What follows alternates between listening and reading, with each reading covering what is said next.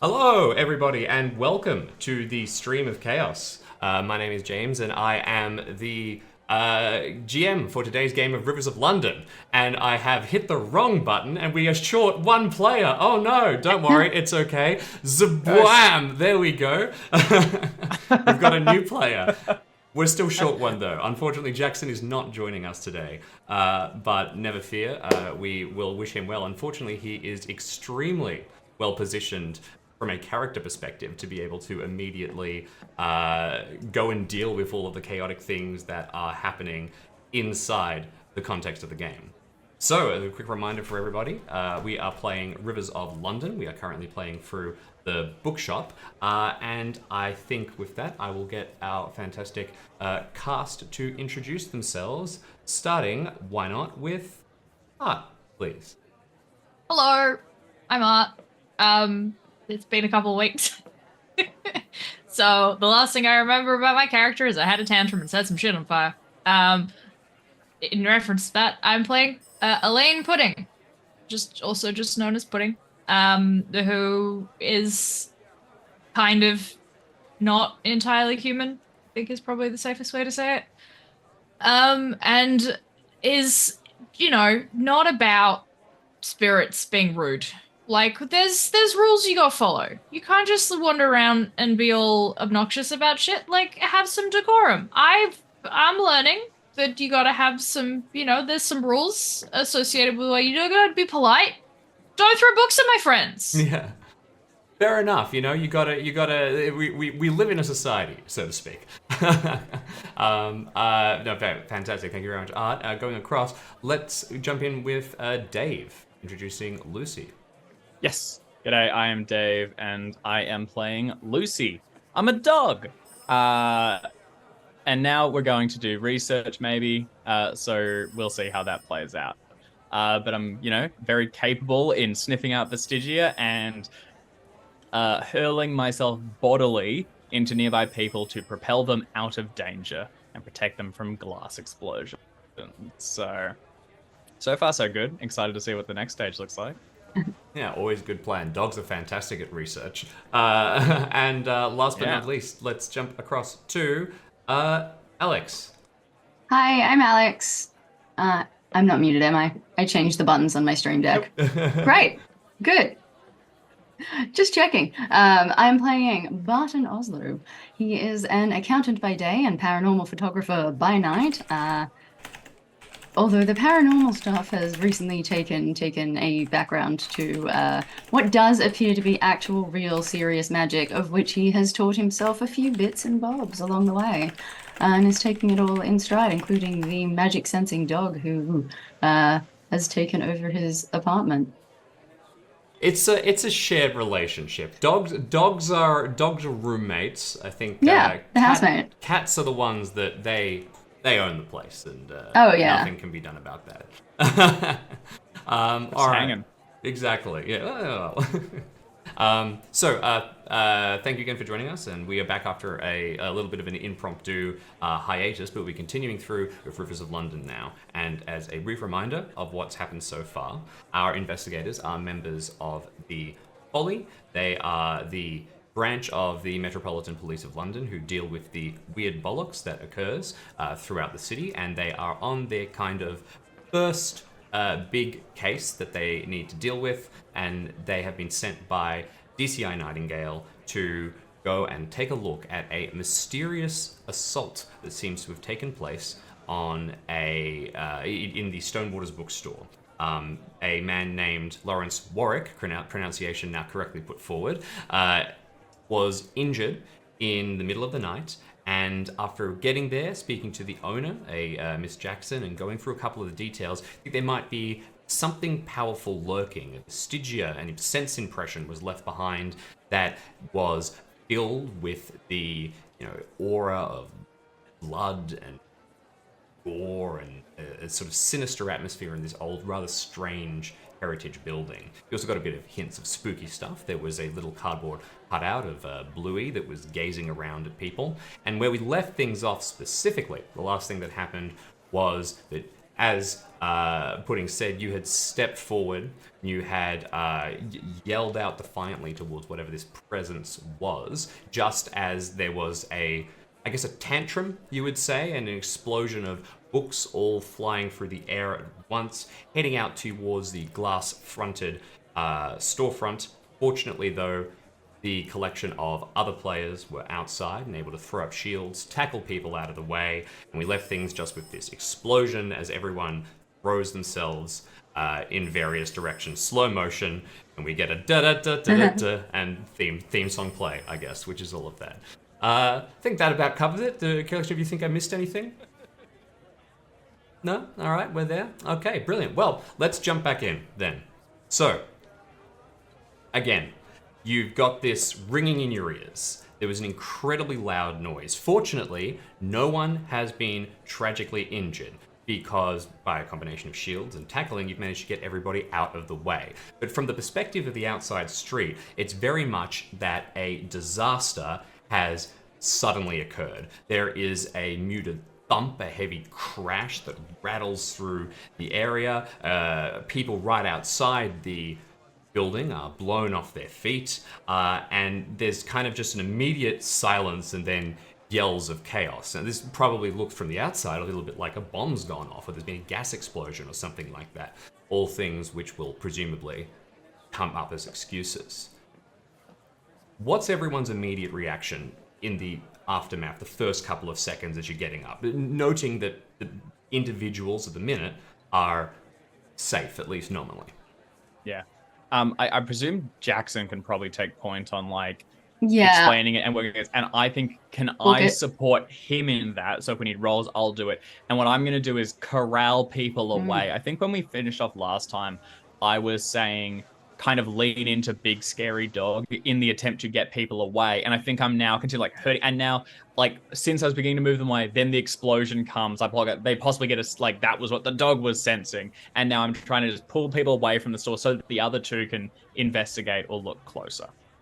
Absolutely, that makes total sense. So you raise yourself up and start sort of corralling people, barking and just keeping people at bay. People are very happy to stay back, but not only that, you have you're a big scary dog, but you're wearing a suit effectively. You've got your stab vest on. People I'm official. I have a badge. People are pretty happy to defer to you. Exactly. I think technically there's a specification that if you're one of the consultants, it's a plastic lanyard, not a badge, but it still counts. You can pin it around your neck. Yeah, perfect. Do you have a specific angle you I would want to honestly try and take think this? probably a social skill. Makes sense to me. And when we did character creation, I did take my social skill. I have since used it quite a lot. I think, Jamie, I might ask to swap one of my 60s across to social, so that, and all with the caveat of I can only get across as much as a dog can get across, but I think I will move that there. So I've got both survival and track. I might kill my I'll figure out which one I kill later. Absolutely. And then I'll move one just across into social, if that's okay. I mean, that makes total sense. I would say off the top of my head, probably consider killing your survival, because that has some... I mean, you did live in a city, not in the wild. Yes, yeah. But I defer to you with that. And there are definitely some, some of the skills we discussed about sort of living as a street dog would probably come across in other aspects that you could pull through. But I'm also happy to give you circumstantial bonus die here. But yes, you've used social quite a bit. I'm very happy with it. So, I'm going to make a social roll. So I now have social of 60. And it's just that easy. Complain to your GM until they let you move your points around. Exactly. And 80, I still failed. Okay, all right, no change. So, again, no one's going to start running up towards the situation really immediately because there's a giant dog here and there's just been an explosion. But what happens is that the people that do get too close, you're kind of scaring them away in not a super controlled way and just basically doing the best you can. I think it's you mentioned briefly to us before the stream started that things it might be hard to get access back here. The owners are not super happy with us. Could I pitch this as kind of I'm keeping the people back, but at the continued it looks like I'm not fully in control. I'm scaring people away, but I'm scaring them away. I'm not keeping them, under control. They're just scattering back into the mall, as I just bark at them and get them to leave. Okay, yeah, that makes total sense. It looks like you might have been spooked yourself, and kids are probably pretty sensitive. You probably have. Perfect. So yeah, that works perfectly. What about Button and Pudding?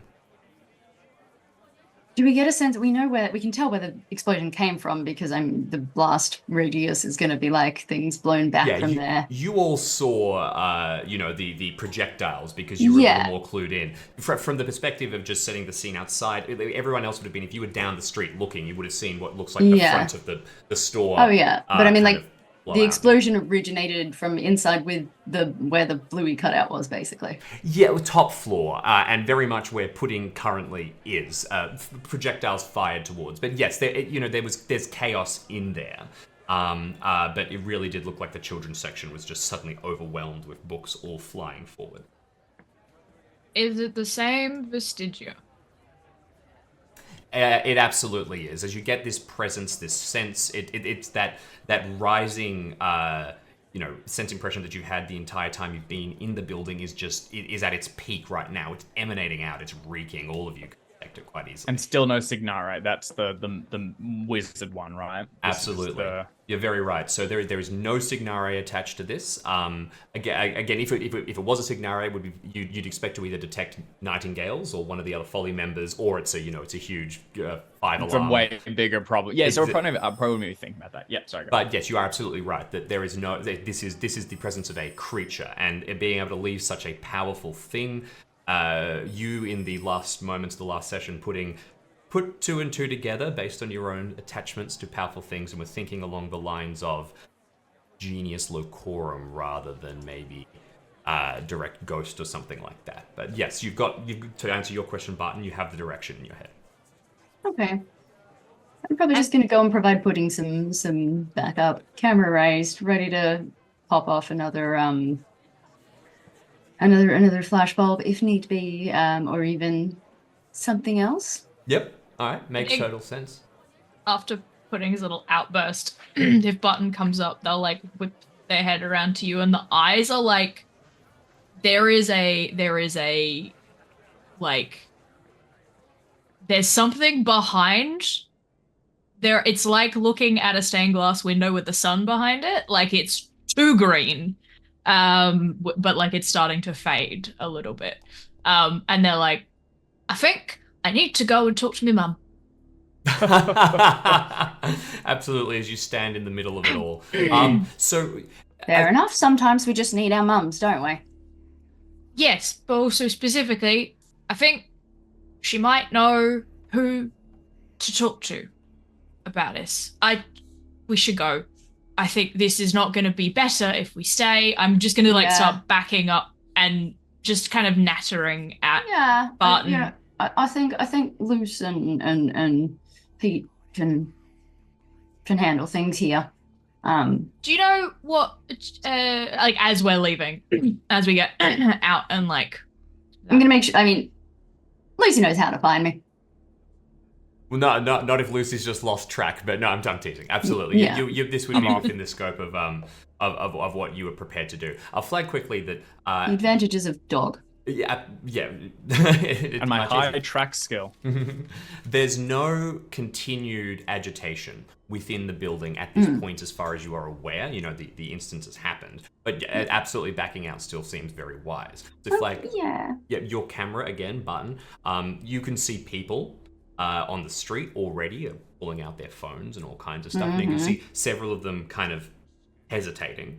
Probably the effect of the magic frying some of people's phones who are a little too close and stuff like that. Some people hesitating because they don't want to take pictures of such a public disturbance. Do you want to get a couple of snaps yourself?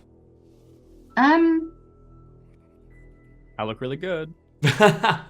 I took one downstairs. I might just fire off a quick Polaroid up here without the flash that I use downstairs, because the flash is a magical flash. And I might just snap off one quick Polaroid up here, kind of aimed at where the bluey cutout was. Yep. And then book it with Pudding. You probably get, I think, a fantastic shot. I imagine it's the only thing that's standing still slightly upright. It's like lent. Actually, no, it was torn apart roughly by you at this point, Lucy. So there's a torn section of it that's lent up against the nearest bookshelf.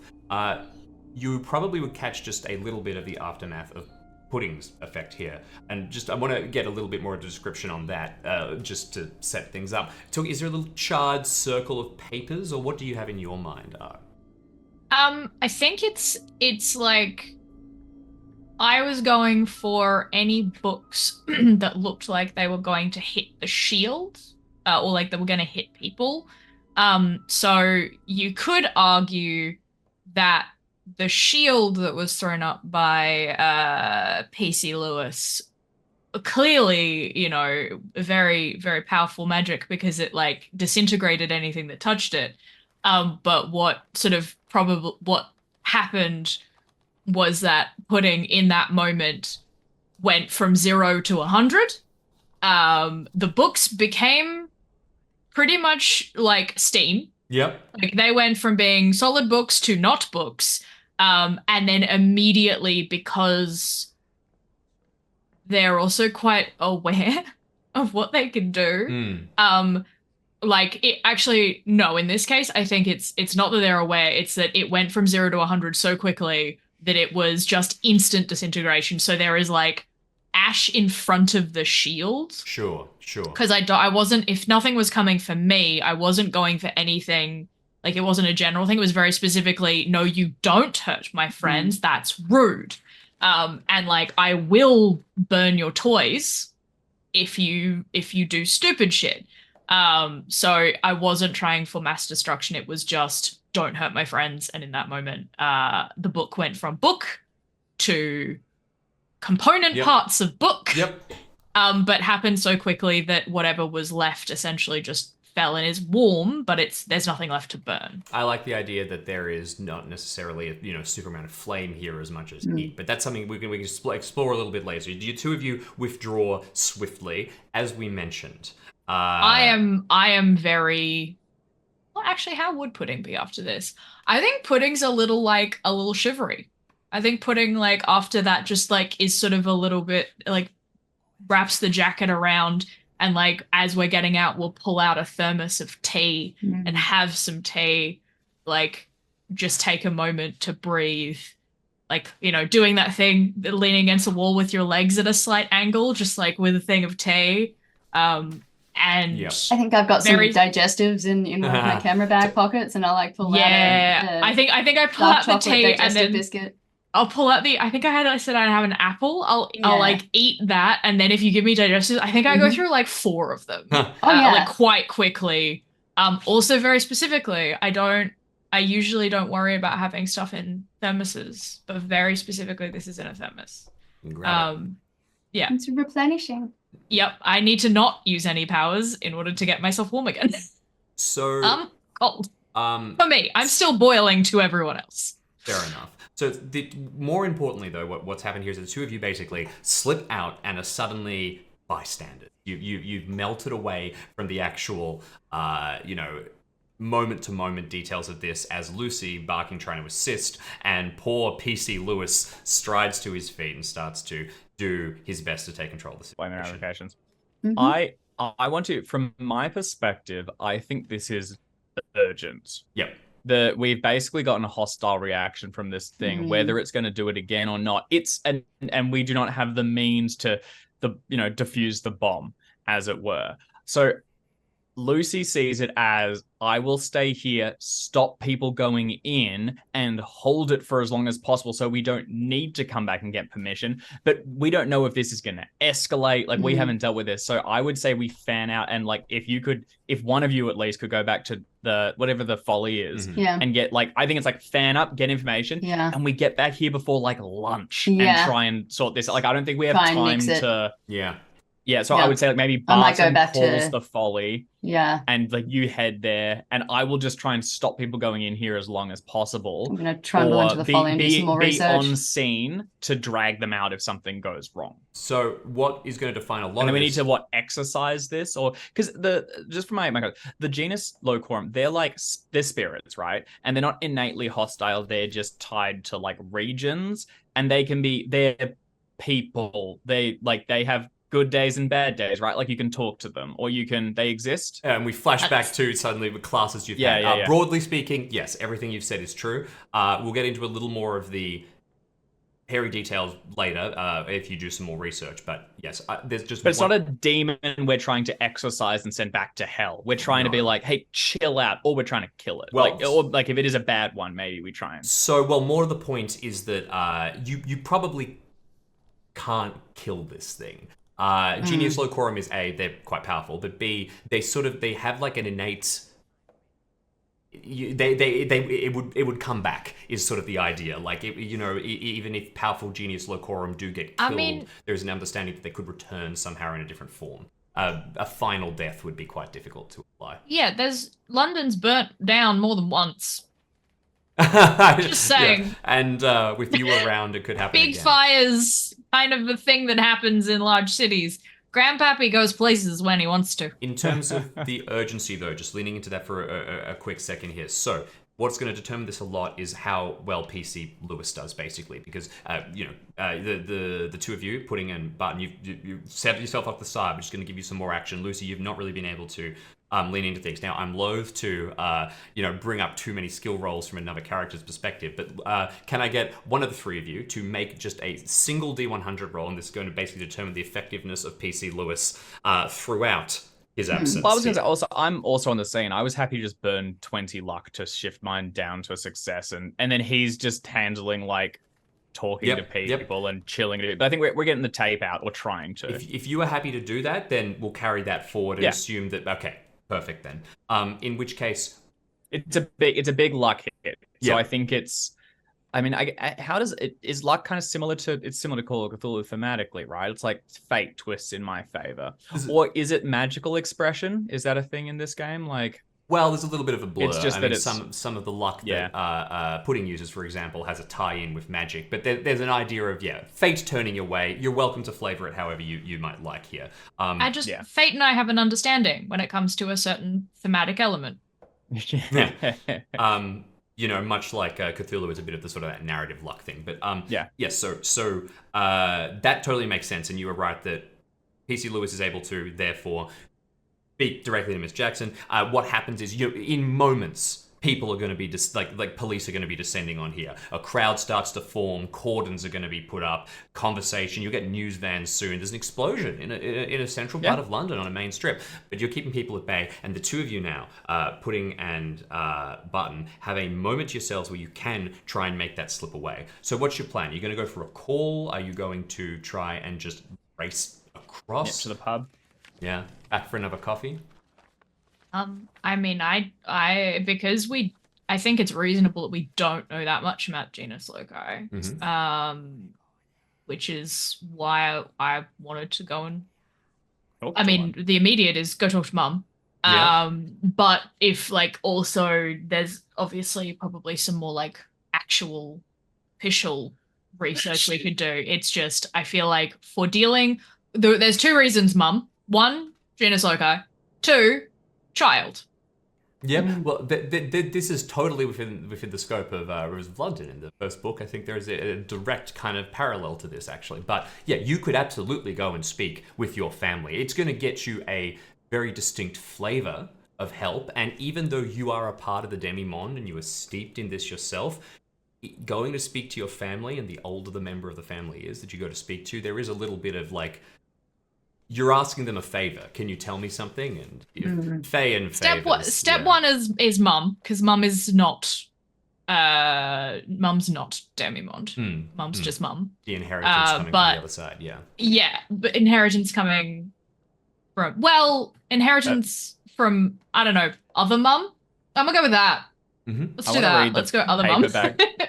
I want to read a paperback novel based on your mum's life. I fell in love with a fire spirit, and it's I could see the cover. I love it. Oh, you're talking one of those Mills really and pulpy. Bones?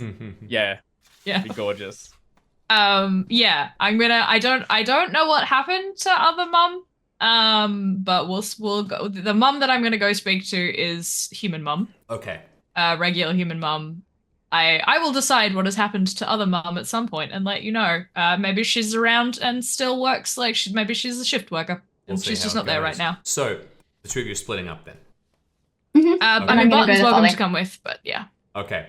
I won't have too much to add. Whereas the folly, I can do some research and have a look at. I mean, Pudding's going to get some background information on the nature of these things, what they could be like, how they could behave, kind of more of the interpersonal stuff. I would like to go to the folly and look for some of the more practical items. How do we protect people from it? Once we've figured out how to approach it, what is the practical nature of protection and making sure nobody gets hurt? Very wise. Race back across the folly, and we'll jump back. We'll start off basically continuing with you for just a second.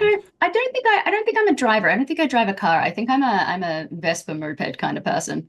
I just like the image of he's a fairly large guy, also like tall and big, with established that my high stats are the physical ones. So yeah, I think I'm like a little white Vespa. That's very funny, and I just can't imagine how you move the good dog with you, but that's large dog also, yes. I run really fast. That's fine. That'll work. Why not? Okay, so you got a little doggo helmet. Maybe a big doggo helmet. All right, so 3-direction split. Let's begin with the police angle for this, which is going to be Button coming back. So even just leaving Stone Waters, you probably crash right back into PC Singh, the person who was doing the interview and holding Warwick in place, who got, halfway down the street to being able to finally leave after a very long day and has had to turn around and come all the way back. More police will be coming. You don't have a connection to the same radio network that the police have. You don't have a walkie-talkie where you're getting updates, but it's not going to be long before messages are going to start to come through, assuming that you slip your SIM back into your phone and reactivate it. Sorry, your battery back into your phone and reactivate it. Yeah. Do you want to prime anyone before you arrive? Or are you just going to sort of tear off? How much do you want to let Nightingale know? Are you going to try and pretend that you have the situation under control? Or? No, I'm probably going to get a block away from the bookstore and then pop the battery back in and give the folly a buzz. Okay. You get redirected, first of all, to just a liaison sergeant who is able to, deal with any administrative things. I assume you want to get connected to Nightingale. Yeah. All right. After... or somebody, or Molly, and I assume I've been to the folly before at this point. You were you've been visiting and doing your sort of studies there various times. So yeah, and I think given that I'm a hedge wizard, out of general respect, once I kind of found out from I assume our good PC that there was actually an official pass for this, and I probably shouldn't be just dicking about on my own. I think just as a general out of respect thing, I would have gone and introduced myself to Nightingale and been like, hey, I'm just kind of puttering around with this. This is what I can do so far. I'm not really pursuing this as my life's passion as a thing that I really want to do. I've already got one of those. But just, reporting in, I can do X, Y, Z. Absolutely, and that's an insane response to being able to do magic, by the way. Well, it's also hey, I can do this, but actually, I love photography. Yeah. Imagine the novel of that. Any of these urban fantasy protagonists learn they can do magic, but actually, what they love is coding. Yeah, pretty much. That's I'm learning spells that enhance my photography. That's how I'm treating spellcraft. Elves keep on coming to drag me into the woods. There's a wonderful refuse the call to action. Yeah, pretty much. There's a Kids on Brooms, I think. Misfits and Magic, which is on Dimension 20. For those who know, you know. It's wonderful, and the main character is the chosen one and desperately just wants to be left alone. Has ridiculously powerful magic and is please, I don't want it. It's bad. It's so funny. Such a good, if you like wizards and witches and also critically engaging with that whole thing, the aforementioned wizards. Then it's a very, very fun short. Recommend. So oh no, we've got some people who know Evan Kelt. So Nightingale picks up, and obviously having given you the basic instruction of like this is going to be good for your education when you first got the mission briefing, is ready to hear from you. You can hear muttering in the background, and you assume he's sort of being briefed live as things happen. The reports will already be filtering through the airwaves, and he says, "Barton, I hear things haven't gone well." Oh, I mean, I don't know about that. We've certainly got more information, and if this was something that was escalating on its own anyway, I think we would have gotten here eventually. It's just we were there to witness it, so I don't know if I'd say it hasn't gone well, but more information is definitely needed at this stage. Is there a public disturbance? Is everyone safe? Everyone's safe. Pixie Lewis and Lucy are keeping people away from the scene. I'm assuming we'll go with gas explosion, gas line leak, that kind of thing. But based on the size of what just happened, we're thinking, well, Dear Pudding is thinking specifically that this could be more of a genus loci than a malevolent spirit. That sounds serious, but based on the little information I have, it's probably consistent. Any revenant or ghost with the power to be able to perform something like that, based on what I'm hearing, well, it would have been much worse, yes. You should find your way back here as quickly as you can. I'll give you prepare some books I recommend might be useful. Please and thank you. Genius Locorum aren't exercised in a sort of a ritualistic means. You'll have to figure out some way to either ease the being or help it to move along. We can sort out additional assistance. Find a new home for it might be the goer. Potentially. It depends on whether it's bound the location it's in, but we'll speak more when you arrive. So kind of confirmed that there isn't an immediate disaster. Nightingale doesn't, pull rank and try to either send, Peter Grant or himself or any of the other heavy hitters in. And named characters. Yeah, exactly. You got to drop a couple of names. Oh god, I just blanked on anyone else that could get sent. Damn it. Susie McQueen. Susie McQueen. Susie McQueen. Evan Kelp or whatever. Different show, Jim. Different show. No, let's jam ourselves into their canon quickly. Aragon. And aggressively. Because man, Spider-Man. Harry We're gonna get sued. Mickey Mouse. Oh dear. So rushing along. Don't mention the mouse. Oh shit. You head back. The mouse will show up and break your knees. Yeah. You're not trying to prepare anything though at this point beyond having given Nightingale like, I need some info I'm gonna get. Okay, that's gonna be completely fine then. All right. Rather than sort of do another scene later where you arrive and get some of the research, you will head to the Folly. You will pick things up. Nightingale has expedited things a little bit so you don't immediately get caught into having to make reports or anything like that. And you're able to grab as much information as you can and go. I'll get you to make a research roll. And Jamie, you mentioned move along.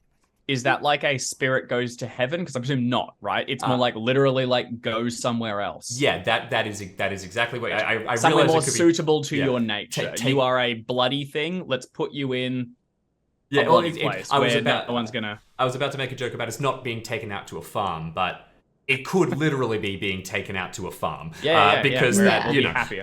It's that's not. I guess it's not a farm upstate. Yeah, it's not a euphemism. But it could be a farm up north. Yeah, because the Locorum could pre-exist, could have been here before London existed. So they're built in like prior times, like with the Gauls, or whatever the tribes here, and then now London's here, and they're like, this isn't Gauls what of we France. Want. Yeah, I realize. Yeah, well, we don't want to be here. We want other stuff. You're absolutely right, completely. So this is you could totally find a new area to move a genius Locorum along to. Now, except I just really failed that roll quite badly. Well, that's okay. Yeah, and there's a couple of unusual situations here, and I think that what happens, Barton, as you go through as much as you can, the various bits of information you have, and ultimately start to make your way back. what you're Why is it getting. all in Latin? Yeah, yeah, unfortunately, damn it. And all of the Babelfish Google Translate really isn't working. No. You are unfortunately hitting this wall where there's so many caveats. You know, every time you do try to distill the information, as Dave has done a couple of good times, there's a lot of yes, but well, what if? You know, technically the Genius Locorum predates London to the point that they would hit like the pan-European Druidic movement, and it's possible that even if it is from Gaul, it would be perfectly happy. Be da da da da da da da da. It keeps coming back to talk to it or communicate with it, and this one doesn't seem to be real talking. No.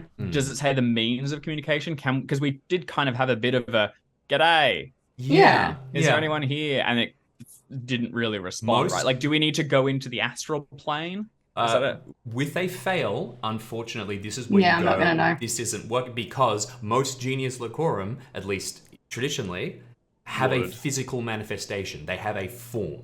You know, Okay. So we can work off. So we might be able to find something like that. They should be people, to be clear. They should be, you know, in the same way that pudding has, you know, links to someone. Like there should be a human vessel somewhere. There should be a person you can speak to, and you would find references already to. Met it. You would find reference to people like Mama Thames, the Genius Locorum representing the the connection of the River Thames to the sea in London. But only part of it. Exactly. Yeah, there's much more debate over that. But yeah, they're these powerful beings, but they have a human base at the very least. Finding one without raises a bunch of questions, and unfortunately, you are not able to find the specific answer to like what the confluence of those things mean. Okay. Okay. Yeah. Great, but you want to try and find how to talk to it. You just don't know how yet. Although you definitely were able to communicate based on getting rather tense. It was a communication. It just wasn't positive. Yeah. I think then what I will then do after striking out at the folly is I'm gonna go to I'm gonna go to the shops and I'm gonna get a nice big bag of salt. Sensible. Always helpful. And with kind of the information that this is a child throwing a tantrum or something of the like, I'm going to go grab a couple of bluey toys. Yeah. You know, a couple of I will tear those up. No. I did not say Bad bluey talk. toy. Yeah, I did not say grab a bluey. couple- You better a couple hide that from bluey me. toys. I'm gonna grab like the largest bluey plush toy that I can get my mitts on. Maybe it wants to live in that. And like just probably like some streamers and just like fun children things. Yeah. Good, solid idea. Yeah. You get the image of Barton as described, you know, like a big singlet, lumbering, like buying children's huge toys. dad It's vibes. a little funny, but that's perfect. You'll be able to pick that up and speed back over on your Vespa. Pudding. In the meantime, Hi. where do you go? Where's Mum? Tell me about things. Well, my knowledge of London and the immediate surrounds is a little shaky. I'm not terrible when I'm there, but if I'm not, and I don't have a map in front of me, A general I'm gonna descriptive, say, you know, like if it's like, suburbs or big apartments, rise. I reckon, I think mum's in like in a suburbia, like a terraced house kind of dealio. The only reference I genuinely have is like Privet Drive, but let's not reference that. But you know, like a semi-detached house. It's small. It's probably like 2-bed, 1-bath kind of like. So just a nice, if you imagine you're a stereotypical like more modern like 60s. 50s and 60s English like cottagey thing, terrace house. It's that.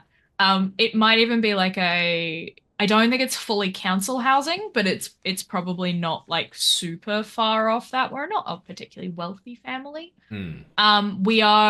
She's probably a little outside sort of the immediate London like city centre, but we're close enough that it's easy to get to because for some reason our family like no matter how much we might want to, it tends not to stray far from the greater London area as a whole. Perfect. Someone said South London, so great, there. Yeah, Not excellent. Lisbon, South London. we have a reference. Yeah, that'll do. Fantastic. So that works perfectly fine. Now it's a little bit of a trip, as you mentioned. So you have some time, and already by the time that you arrive via your phone, you can start to see that news is breaking about the events that happen. Now, there is already a consensus narrative, like a consensus of a narrative of gas leak or sort of industrial accident or something to do with the building. It's an old building, heritage listed, but all kinds of weird stuff. Fortunately, I think possibly my the vestigia I leave behind when I do a little thing might actually help that story. Yeah, a little. well, there's a smell of heavy burning kind of chemical. It's the sound of shattering pottery, which just sounds like something's breaking, and very specifically, if you're in the area, if there's a sudden release of tension. Which I like again, it's like a subliminal thing. Like, oh, well, this tension just left the area. That is like a build up and release, which people could associate with a gas leak very easily. Yeah, they might have been a bit tuned in, but I can see that working. The one thing is that the critical point is thanks to, and we'll jump back to Lucy in a second, but thanks to Lucy and PC Lewis's efforts here, and also you've contacted Nightingale relatively quickly, no one is saying scary words like terrorism loud enough to cause a complete lockdown of the area or anything like that. That's mostly what we want to avoid. If a gas leak, sad, bad, but fine. Bombing, real bad. No, we don't like that. So, that's not good. With that in mind, heading towards your folks' place. My mum's your place. mum's place. Two quick questions for you. Did you get along well with them? And I guess as well. Actually, let's start with that. How do you get along with? Oh, I love my mum so much. Okay. Fantastic. They are. I love them. I love both of them very much. Again, I feel like maybe the one that's magic is just much like is just night shift, or like maybe is like has to go away for things, or just like isn't around as often. Alternatively, I don't know. I leave that up to you, Jim. But I love them very much, and they are. I think my human mum is very much like you would with any child who is experiencing something that you yourself do not understand. Is like, I love you. I'm here for you. I will tell you as much about this as I can, but I am in fact an outsider to this situation. So I love you and support you, but also I'm very confused. Things are going to happen to you that I don't understand, and that's okay. I still love you and I still support you. I feel like that's the energy of human mum, and then we'll leave other mum. No, yeah, exactly. That is totally perfect. So, considering it is not a cold relationship, then you come in as immediately. I had to stop myself saying burning through money earlier. Lean into it. Hey, I only burn through money if I choose to. If it's a deliberate if choice. I mean to.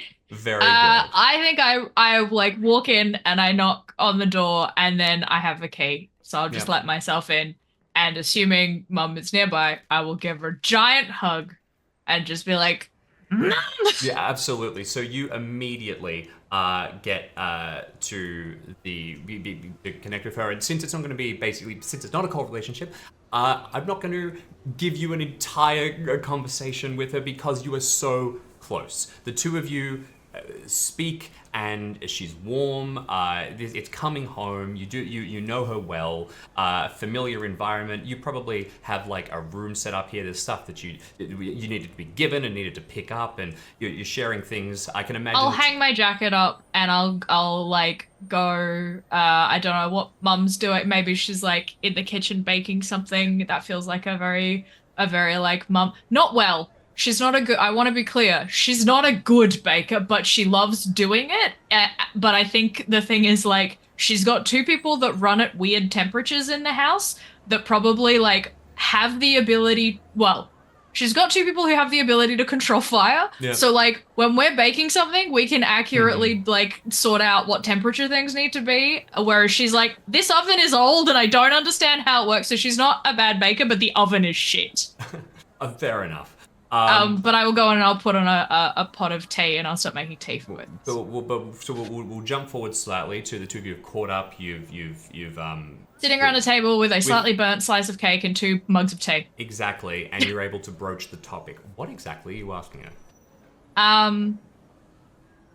Just so, well, you told me about Grandpappy and, you know, everything that comes from that.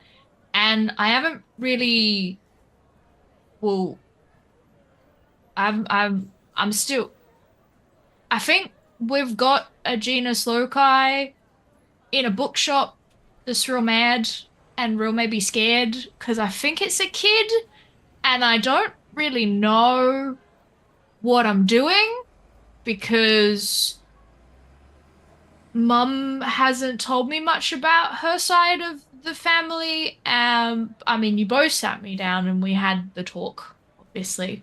But, you know, I need some advice about, well, one, the GL stuff. And on the other side, I think it's a kid and I don't have a kid and you had a kid and you did pretty good with that kid. So help, please. Okay, your mum's actually perfect for this. It's the how did you meet dad, my other mum, and how did you deal with me? Yeah, it's the This is the perfect This is why I was like, person you know who I need to speak to right now? Mum, because she will know. I'm like, I need an outsider's perspective on how to deal with this. Because even though I'm like, I need the inside perspective, but I also need like, please help. Yeah, that's amazing. For sure. And you know, kind of smiling slightly at the familiarity of the situation, she ultimately says, you can't go wrong with the straightforward ways. All of it, it's odd and it's worked out. I don't pretend to understand what's happening behind the scenes, but I know that the best way forward is to just do what you normally would. Whenever I had the chance to meet any of the other side of the family, there were odd details. People who were, you know, expecting a kid for months, years sometimes. Things that didn't work out the normal way. But all of the strange paths, they tended to sort themselves out. You really can think of it as sides of the family, so to speak. As long as you're there, doing the normal stuff, doing what you would for any kid, then everything else will fall into place. And as far as kids go, well, there's an upset kid, hasn't got anyone looking after it, then you do your best to help yourself or find someone who can. Okay. Right, that makes sense, I guess. When I was having like a proper tanty, was there anything that that broke me out of it? Pressurized CO2 extinguisher. No, everyone's just people, right? Yeah. It's the same. How do you deal with someone who's angry? And I guess the biggest thing is, I mean, there are kids who have a lot of strength to them, as in more powerful than, you know what I mean, that side. Oh, but they're still just kids. Cousin Albie, when he chucks a tanty, I mean, I don't, he's your side, but like, oh boy, that child could headbutt a rock and be fine. He's a strong little lad. If he doesn't want to sit, whoa, I get you. My point is, just because someone has a lot Is that based on a real story? Yes, it is. Just because someone has a lot of strength to them doesn't mean that they know what's going on. And you're probably going to have to expect they're just more scared of you than you are of them. So, with that, is there a this is one of those things. It's not really a skill role here. You have a good relationship with your mum. She's trying to sort of kind of give you as the best advice as she'd be able to. Are you trying to read into an extra level of things? Are you trying to think? Is there a flash in her eyes of like the angriest moment she saw you or anything like that? Or are you just happy to basically be like, no, I use this time to be in and out as quickly as possible so that you can try and, as Lucy mentioned, there's some urgency here, lock down the situation as best as can be done? I think probably probably what I'd say is, do you still have like anything like the records, like baby records, that you wrote down about me? Sure, I kept a diary for the first couple of months, but kind of fell off after that. I can give it to you if you want, though. Yeah, just, something just see if there's anything. As one of those things where, like, when parents have new kids and they will write down a lot of, like, what works, what doesn't, just as, like, let's see if there's anything. Because she's obviously talking from, I'm 20-something, I think we said. So she's talking from memory, yeah, mid-20s, 20-something years ago. So having, like, something dug out of a box somewhere. Completely. Yeah, we'll be able to track that down. That material will take you a little bit longer. I'll get you to, as Button did, just make a research roll here at this point, I think. Ooh, this is genuinely my research is bad, but that's okay. Yeah, I think that there's not necessarily a wealth of information here. 94? No, The only other thing that like we've gotten a lot of like insight. Nice. That is a fantastic roll. Sorry, you were saying, Dave, please, if you want to finish what you were... I was like, a lot of people are interpreting like, how do we talk to this as like, how would you approach this? No, literally, how do we talk to it? Yeah, well... How do we summon it? That's a great... Mother. How do we specifically... The ritual. So then that's a really good point. Here, probably I think that the core information you'd find here related to this... So first of all, there's records of interesting stuff all about you as a kid. There is also, more importantly... The CO2 thing, not a joke. Some advice that was given down actually by the other side of the family. And that does mention that basically there is a certain period in the the birth of some Genius Locorum where they can, in their early childhood, basically be incorporeal but bound to a place. How do you generate them? You don't need to. They're in the place. They're in the river. They're in the building. They're in the what? And that would track It's the point at which the thing becomes so embedded in the culture that it is almost its own concept as well as a thing. Mm-hmm. It's the birth of that concept becoming like its own separate entity attached to the thing. Like there's the Thames, the actual river that stinks, and then there's the Thames, the like cultural, historical, significant thing as a concept, and that's what creates. To pull out some Rivers of London, details. That's why the Thames in the books has basically two manifestations. One of which is living upstream and is sort of like a traveller background, and the other one who is living in London and represents the kind of the international trade, Mama Thames.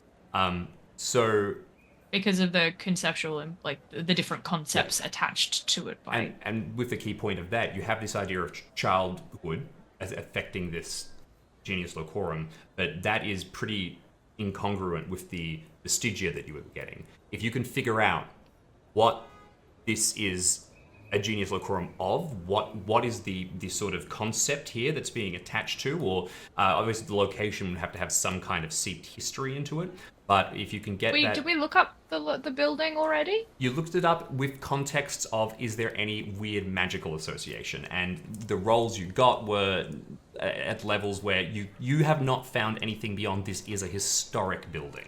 I had a paw around the the basement too. I was trying to see if I could see foundations under it. And I think everything went wrong. Yeah. Just basic government records.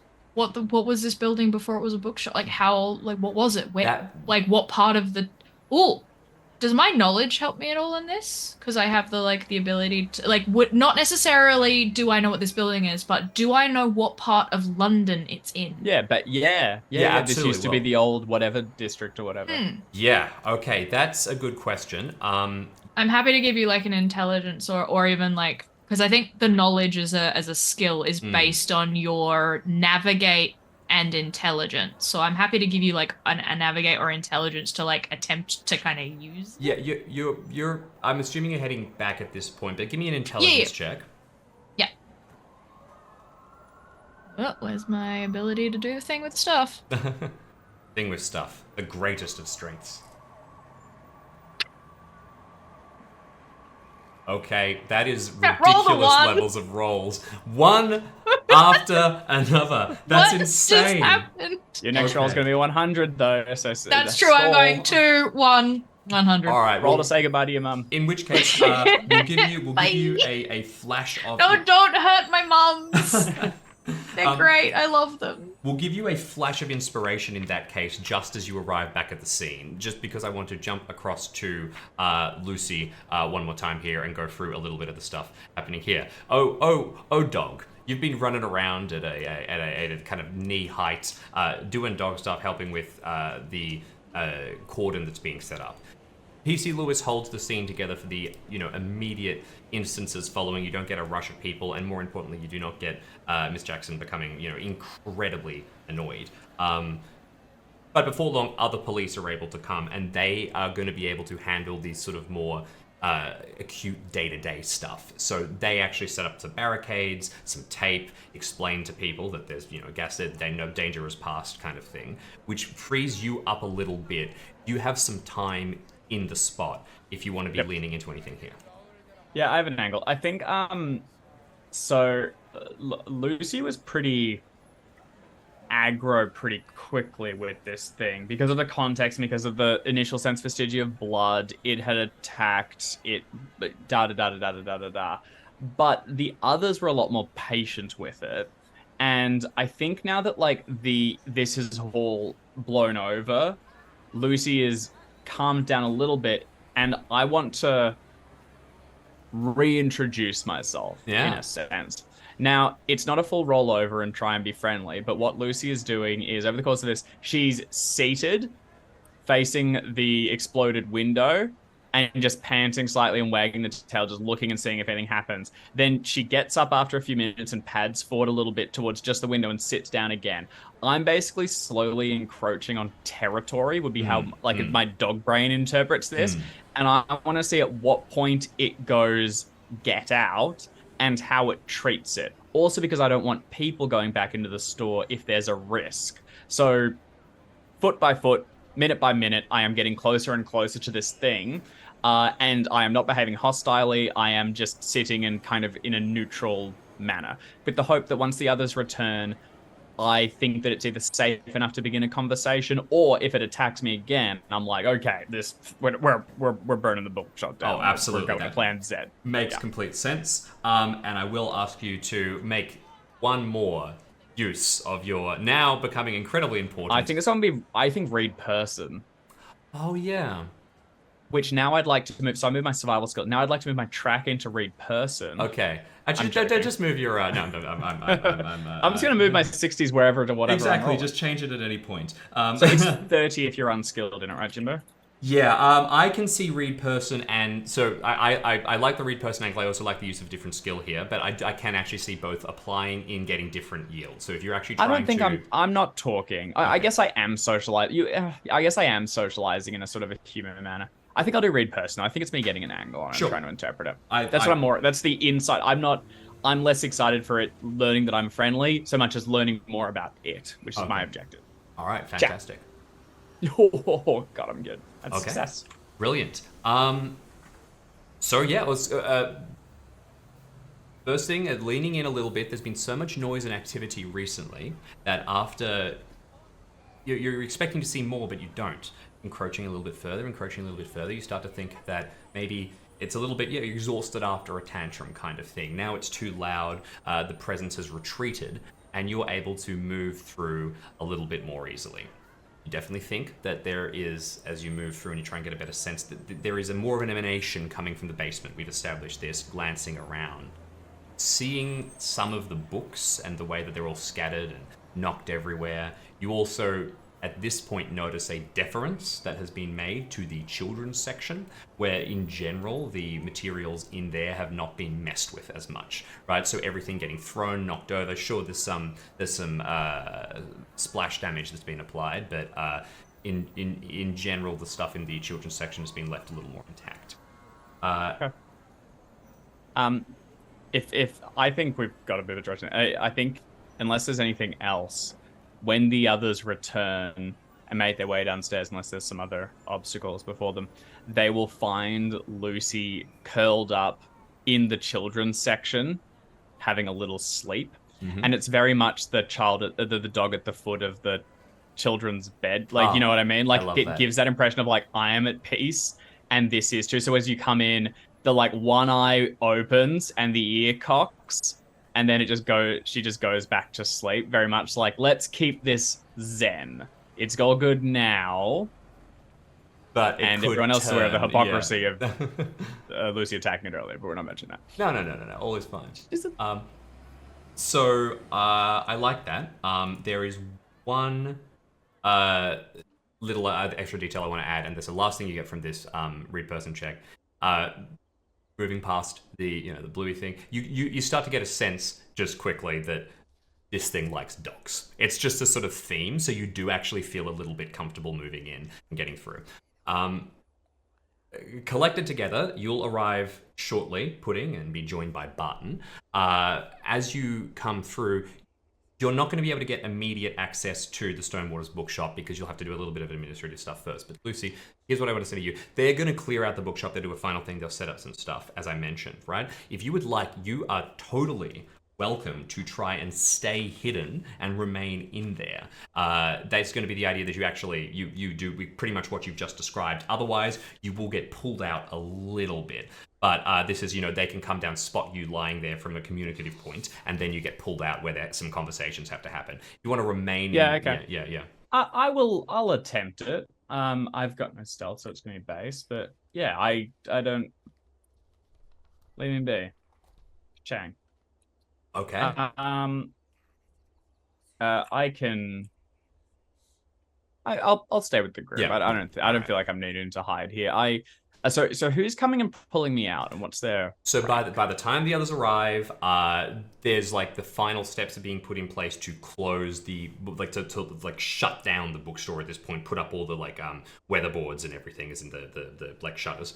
And they do a sweep through. It's some of the other police, but Pudding and Barton have arrived at this point. You were hoping to be hidden. One of the police officers spots you and motions over to Pudding and Barton, so you can actually get relieved by your acute colleagues.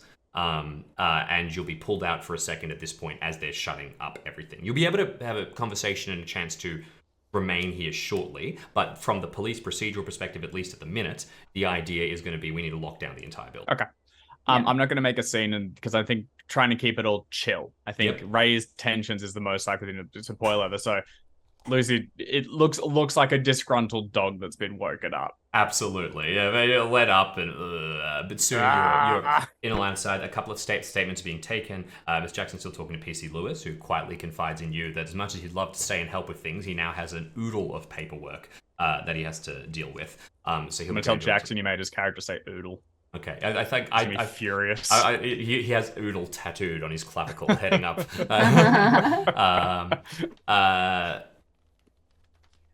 Basically, here's what I want to get to. The point is, you having successfully kept people at bay and kept Miss Jackson appeased through a variety of social roles, there is an understanding that you can come back here with the authority of the police and the permission of the owner at night, well after everything's closed, to continue your investigation and, in the eyes of Miss Jackson, to make sure that everything is safe. Obviously, the hallucinations of floating books were because there was, leaking gas in the building, and that must be the cause.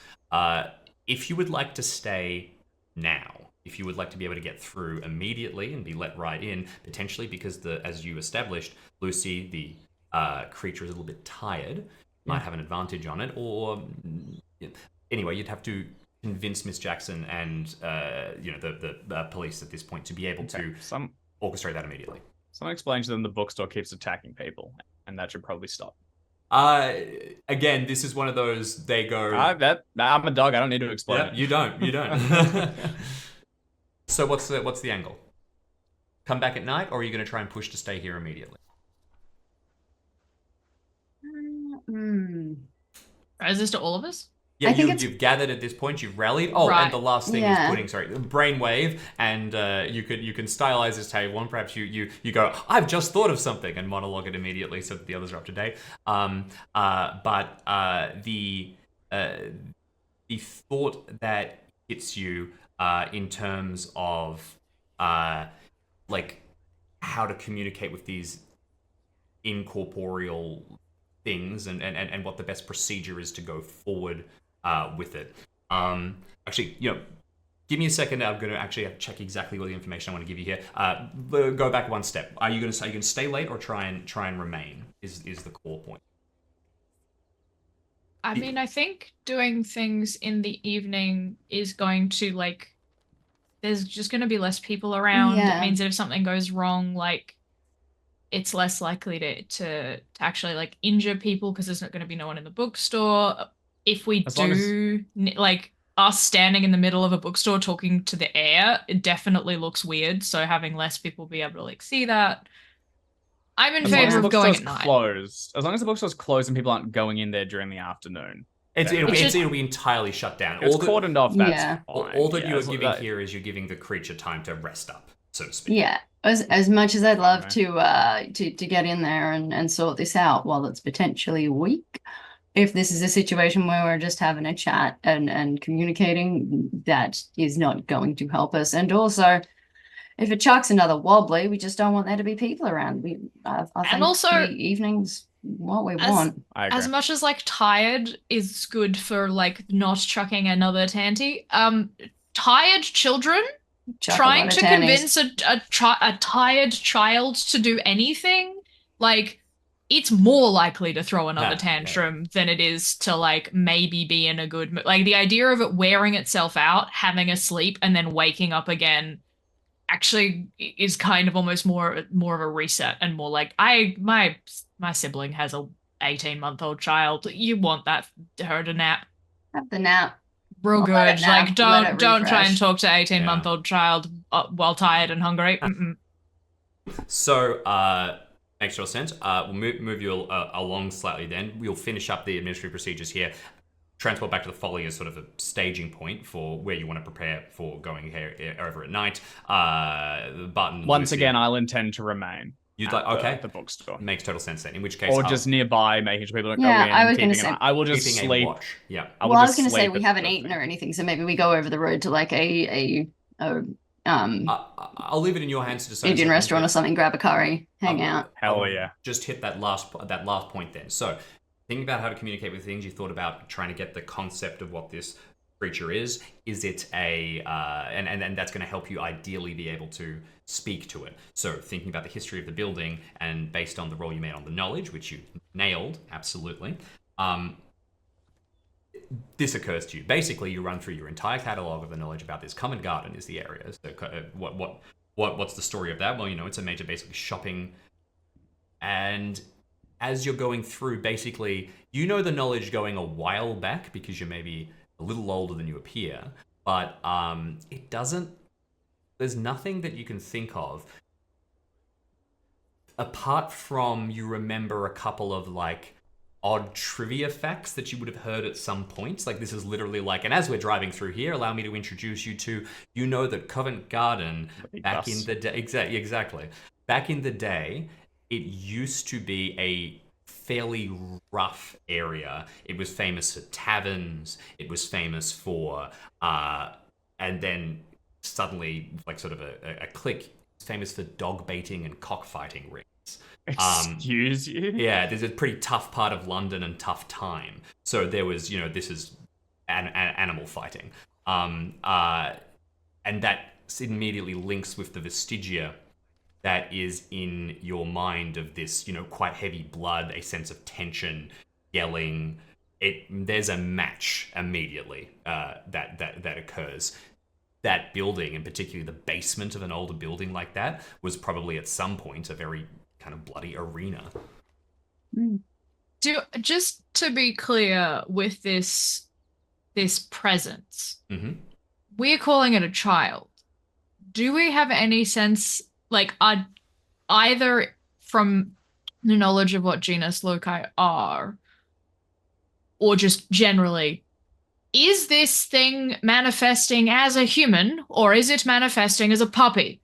At the minute, based on what you've read of the reports from your mum, it's probably not manifesting at all. It's probably still kind of, imbuing. It's a spirit, basically, that will form. It's gestating. Yeah, exactly. Yeah, but my thing is it gestating a human, or is it gestating like an ant? Like, as in, are we dealing with a humanoid kind of consciousness, or are we dealing with an animalistic consciousness? Or is it kind of like genus loci, own shit, don't even fucking worry about it? It'll be smart enough to be able to communicate with you either way. This is probably something where it might decide to take a different form. That's entirely possible. But this is where you would get, in the old days, there would be a deer in the woods that can speak, or something like that. So, right. Yeah, I'm just trying to understand, because hasn't necessarily picked an angle either way yet. Although you do know that there is a lot of appreciation for children's books at this point. So based on if it's a lover of literature, you'd probably think human, but that's a.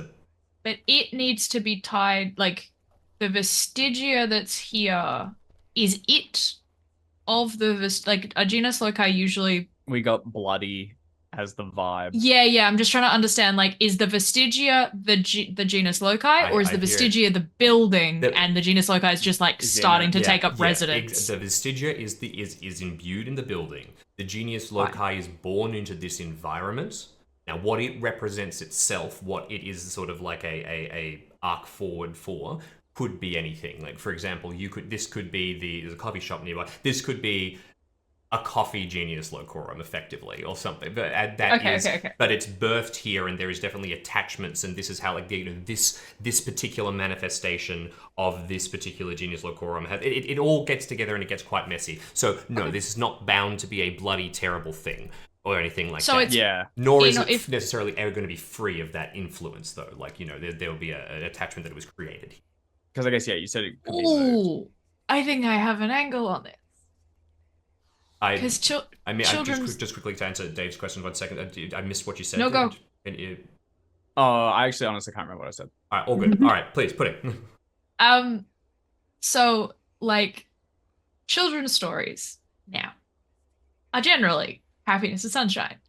Children's stories back in the day were moralistic tales where people got their feet shoved into burning hot iron shoes because they were mean to Cinderella, or like they chopped bits of their body off, or like they were fed to the birds, or had their eyes plucked out. They are violent tales, but that doesn't make them any less beloved. And it doesn't make them any, like, it makes them far more in line with the absolutely brutal nature of children, because they do not have a moral compass yet. That is something you get much later on. You are trying to teach them that. Yeah. Well, sort of. You're using ways in which, like, children will kind of interact with the world as a way of being like good, bad, extremes. And I think, like, there's something to be said for having this child in a space that is so clearly loving and, like, wholesome and about children, but also, like, allowing it to like, if it is in fact manifesting children's literature, well, then there is a level of, like, bloodiness and violence. Made in the middle ground. Yeah. But it's not about those things being, like, necessarily awful as much as they are about moralizing, and those things, while frightening, are there to, like, heighten the sense of safety or warmth from, like, doing the good thing. So I think with all of that, we might be able to find this entity a way of, because I feel like what's happening right now is it is feeling all this vestigia. It is in this beautiful, wonderful children's space, and the, like, juxtaposition and what's it? Not the dichotomy. The when you have two incongruent thoughts in your head at the same time. The dissonance. Thank you. Cognitive Cognitive dissonance, dissonance yeah. of existing in that space might be what's driving it a little bit batty. Whereas if we can like help to bridge those two things into a whole concept, it might actually be okay with that. I throw over to the three of you. Thank you for coming to my TED Talk. I throw over to the three of you at this point. How you want to approach this? Whether you want to go back to the folly, whether you want to prepare. You've got a big bag of toys and things like that. Poison which you salt. exactly, which you could potentially use. I was really hoping that I'd be able to squeeze in an image of you on the Vespa with Lucy and the giant bag of toys, which is getting comical at this point. But Someone suggested a sidecar for Lucy, and I kind of want to see the I German like Shepherd that. in a little That's pretty good. helmet with the goggles. We need And then- Lucy with the helmet and the goggles, And then yes. a full Wallace and Gromit scene where we separate off and I fly for a Yep, while. yep. based on the fact We did tell you we were doing Wallace and Gromit, right? Jim, Alex, Yeah, you mentioned that. we- Like yeah. I'm in We Alex is informed an you of that, right? inventor. Like, Yeah. I'd I'm be- definitely a penguin masquerading as a rooster. I've got a giant thing of cheese somewhere. That'll be fun. So the given the administrative logistics and the time that this thing was potentially last appearing, you're told to come after midnight. Beyond that, what's the approach? What's the plan? Only other question I have, Jim, just is on the visitor. So just because I'm getting my face about it, because the dog fighting thing is definitely a thing. bothersome. So because it didn't seem to be trying to. Well, it kind of fucked with me a bit, but it wasn't like ha ha ha dog time to die. No. So I'm getting it's not tied to that innately. So it's just born in this area and it happens to have this because I remember because I think when I went down there and I was after the blood was there, I got a strong sense of the vestigia. Mm-hmm. So I thought it was tied to the loci. And the second question was, if this is very young, that seems like a while ago that was happening. Do these things just age incredibly slowly, Yeah. or can another inciting event have caused it? Or is this thing going to be a tantrum-throwing toddler for the next 200 years? In which case, relocate it. Yeah. So absolutely, all fantastic questions. I'm going to, based on the But I cannot research that you've research. done, I'll give you the information based on the research you've done, and also you are trained, folly practitioners at this point. And some of these things are, basically the rules of the Rivers of London world, so that you would know some of them, and you would have a little bit of insight into this. First of all, you're absolutely right. The genius loci didn't see you and go like, dog death or anything like that. Places that have storied history, power, churches, sites of significant events, places that have been in constant use for a very, very long time, legacy buildings, they start to kind of build up a power of their own, a vestigia, a sense of their own. And the idea would be that even if you're not a trained wizard, when you step inside some places, wow, I feel this. And that's why some places are rumored of being haunted, even if there's not actually a spirit in there, because they've got this vestigia that's developed, this sort of idea of the place itself. In the larger context of the world, there has been a resurgence of magic. Whereas Nightingale was basically the only English wizard for decades after the Second World War, now there's a handy half dozen at least. And the folly is gearing back into gear and training people like the collection of you to be able to deal with this resurgence. Mm-hmm. The appearance of genius loci would track with that, just the more is more magic in the world. And that would also track with the idea of this thing being young. It's born into this environment. It is immersed in this space that it has been created, thanks to the power that's here. Now, it's not necessarily going to be defined by this. It could be a genius locorum of any context or any tie of things, and this building does have other purposes. It is currently a library, so it could very easily be, not a library, a bookstore, could currently be a genius loci that's to do with reading and study and things like that. But the building also has this seeped history of violence in its background, so in the early stages, it's kind of going to be all a little wrapped up and confused about things. So it's a kid that's kind of has been born into a space, and especially specifically into like the basement-y area, which both has or had up until recently a really wonderful safe space for families to come and listen to like adorable children's stories, and then is also somewhere that has a lot of like quite heavy violent vestigia attached to it. Mm-hmm. It's quite possible that part of the tantrum reason was that this kid, this child was having its safe space moved. And so all that was left for it down in that basement was violence, and it just wanted to be safe. I think like realizing that the move has only gone upstairs and it's still okay, it's still there, and like understanding where that violence has come from to sort of go, yes, for a spirit for a child that's trying to understand the world for the first time, yes, you feel these awful things, but they are history. They are not happening now. They are part of history. And it's important to like recognize that, but you don't have to be defined by history. You can be defined by what it is you like about this new place and what you're trying to potentially, I'm spitballing here, protect, Absolutely. which is children and the kind of safe space that that environment provides for children. And sorry, but you're absolutely right. I just the one last question that Dave had out in terms of time frame. Not 200 years, much more likely this thing is going to age. Could be slower based on the notes that you have from Pudding's family, but it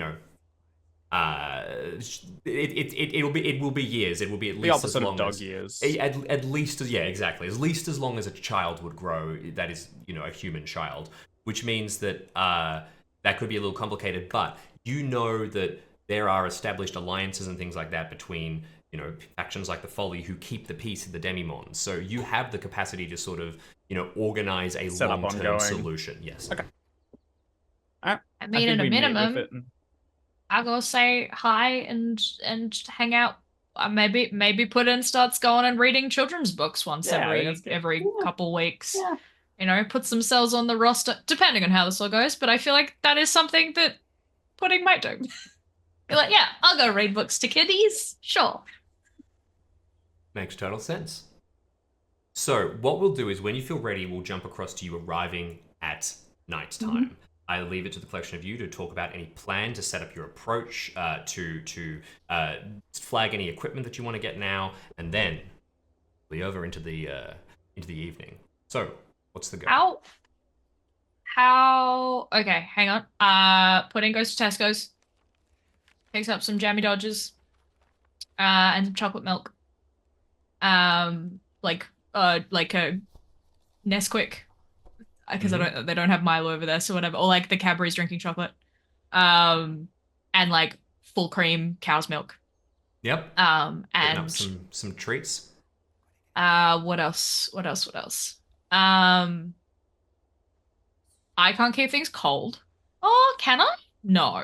I'm gonna go with no. I feel like I could maybe remove heat from thing, but I don't think I can. Heat. Yeah. Would be my thought. I'm happy to anything that you could reasonably pick up. I'm happy for you to sort of say I'm gonna go to Tesco's and get a bunch of stuff that like fruit roll-ups. Mm-hmm. Just stuff that, because I don't entirely know how old this child is. If it's got teeth, fruit roll-ups. If it doesn't have teeth, well then it's gonna get some chocolate milk and some like baby food. I don't know that it has body.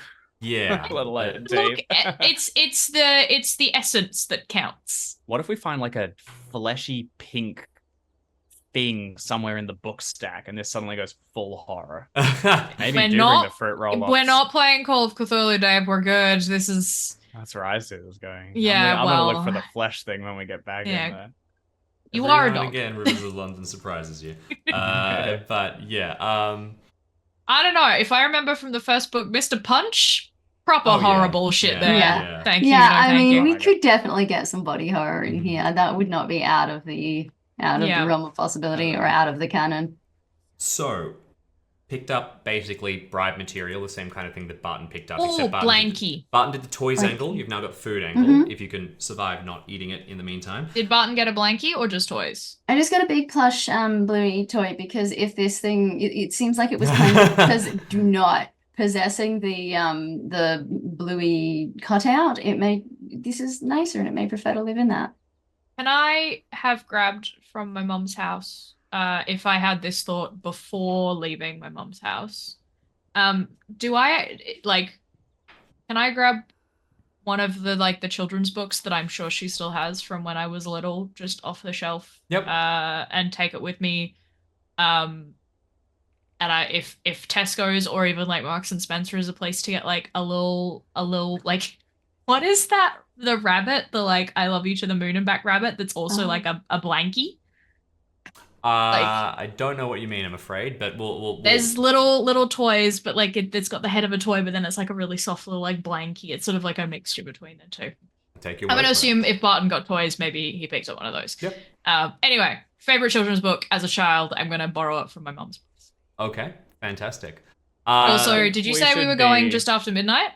Just you arrived, like, so, logistically, they want, for paperwork reasons, you to go on the next date so that they can, but yes, Great. you're Well, going it's 12:01. see. Here's the thing, Jim, my buddy, my pal.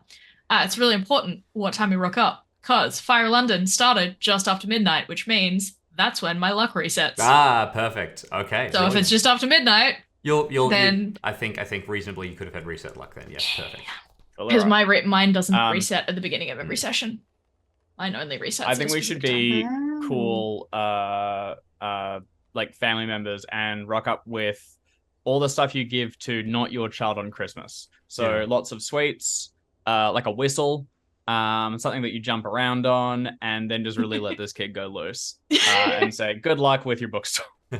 So, Lucy, the final thing is knowing the kind of sordid history, or at least understanding more based on the kind of the vestigia maturing as you spend more time and getting a sense that you can detect a history of violence in the space that is related specifically to dogs and things like that. Is there any preparation that you want to do? I know you don't have an armory to go from unless you've got some real cool stuff buried in the backyard. But is there a plan or angle you have?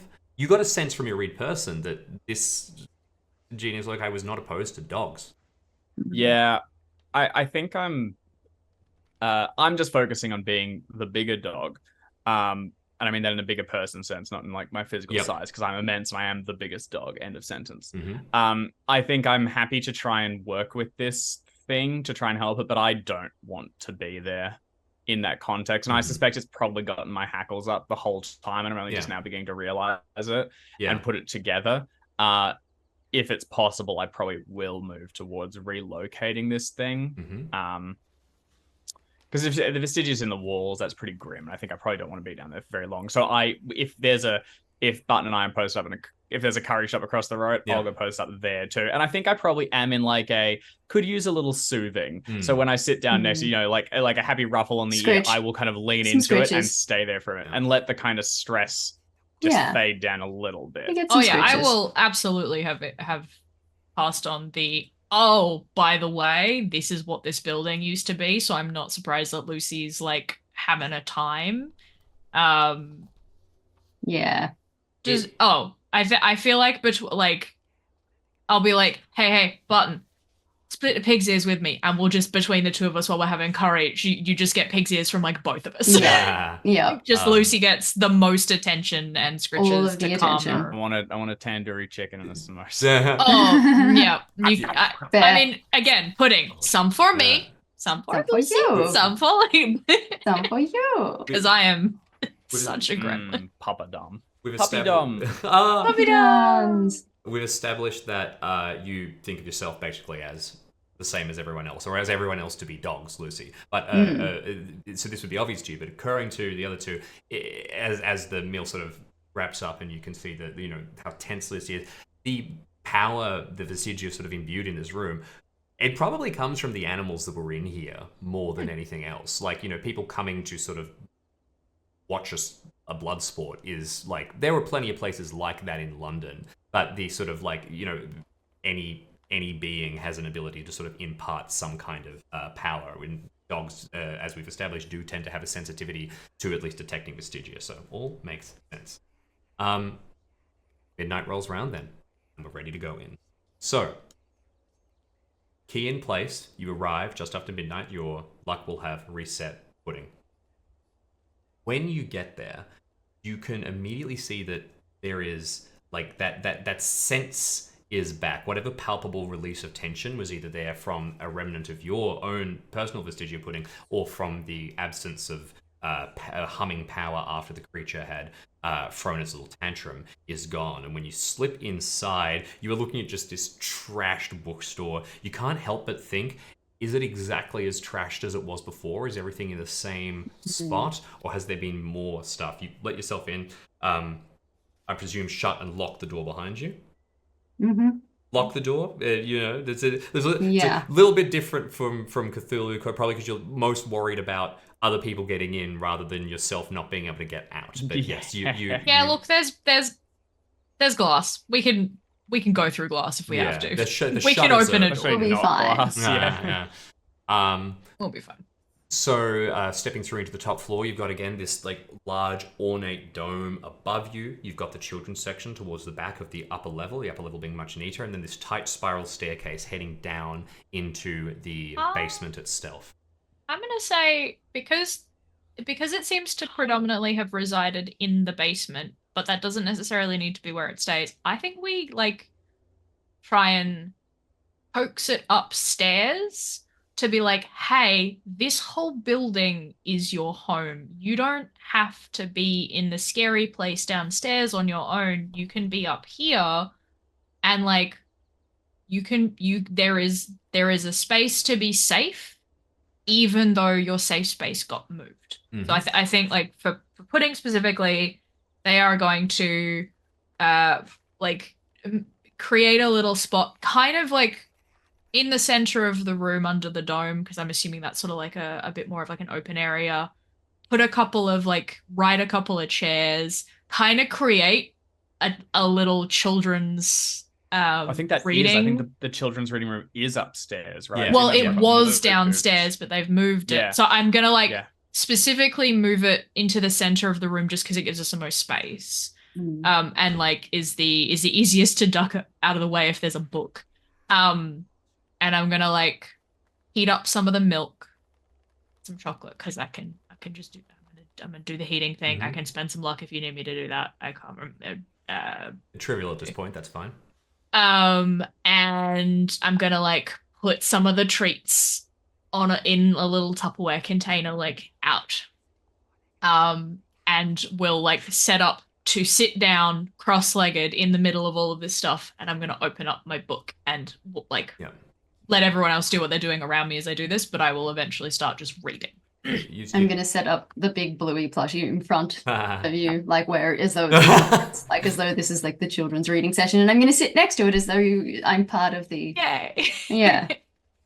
I'm part of the audience, and we've just set up. We're having a little children's God, reading. It is truly like the adult with the kid being like, hey, mom, come here, and then sits you down in a like sea of soft toys to be like, okay, so you're the audience. Yeah, I'm gonna do a performance. Yeah, exactly. Because it had it was the reading sessions to kids was part of it. So yeah. You've prepped all of the material. You're good. Now, the last thing you know is that last time you were present in the library, casting some magic really got the thing's attention. That was like, hey, look over here. Also, you got not necessarily aggressive, not in the same way you were like tempting a specter or anything like that. So when you sort of want to start, Barton, you may want to consider making a magic roll or something of the same genre. Would you make in the same way that like there are glow in the dark stars that you often put on kids' roofs? Could you put like a couple of those wear lights, like not dancing really. lights? I don't have wear light. Oh, I believe you flash bulb. Flash bulb is that horrible monster that's lurking between the books. You have the base level. You take.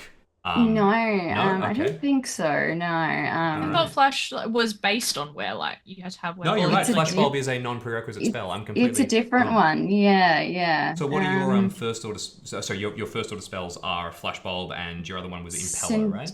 No, Cinderella. Yeah, Cinderella. So Cinderella holds things in place. You could literally try and get like sources of light and freeze them in place if you wanted to try and do that. I mean, what I could probably try and do is just get like if there's like one of those little like a little portable LED lamp or something. Yep. Like a little, You could that's totally fine. You are, as we've established, a photographer. Like you have, I think it's totally within your purview to have that kind of equipment. So I'll get you just like a little light lamp thing, and I'm just gonna like it's one of those battery powered ones, USB powered ones, and I'm just gonna turn it on and like I guess cast Cinder, like drop it and cast Cinder midair, so it's gonna just like hover at a nice height. Turning slightly. Like cast it like on a it or like nightlight. hold it and then like a nightlight and then just like hold it like up and out and then hopefully keep it hovering. Makes total sense. Unless I wreck this Magic wreck roll. the I'll roll, get you to make it in yeah. a second. First of all, Lucy. Again, you're sort of patrolling here. Any angle you can think of how you might go here? I guess it's a little bit of I don't think I'm helping, but I think it's a good job from me that I'm not hindering. I think the start I of it is agree. me pacing back and forth quite restlessly, uncomfortable in the space. Yeah. Then there's a while of me having a standoff with the Bluey plushie.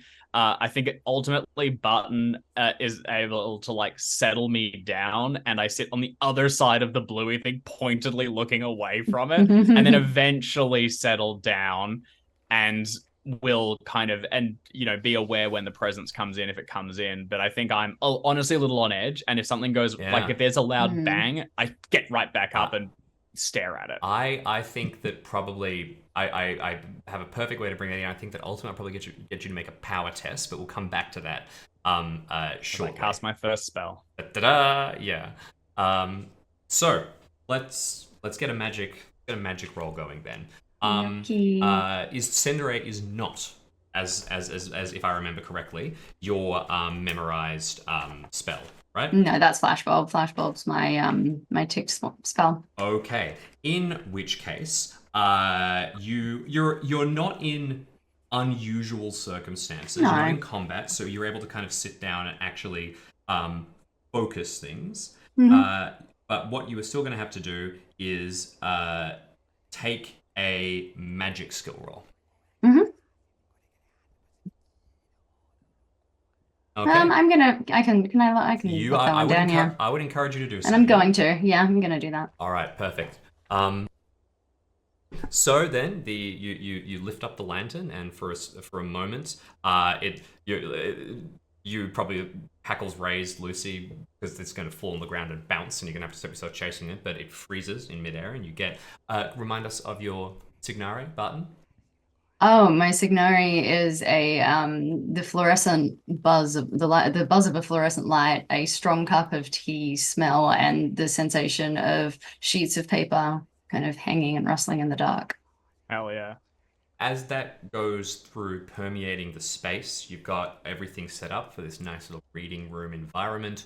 You get that rustling becomes a little bit too real, and suddenly you realize you are hearing it. It transitions perfectly into actually this kind of slight rattle, just as the creaking and movement of the bookstore around you gets a little too active. You've fueled the magic, you've got this thing's attention. Pudding, you feel the urge to start reading. And I'll get you to make a social check at this point, because it's exactly what it is. And I think that you're trying to read to a child at this point. You're not trying to do this. This is less the cultist of Cthulhu, much more the reading Goodnight Story Moon or time. whatever. Okay, fantastic. Please give me a social roll.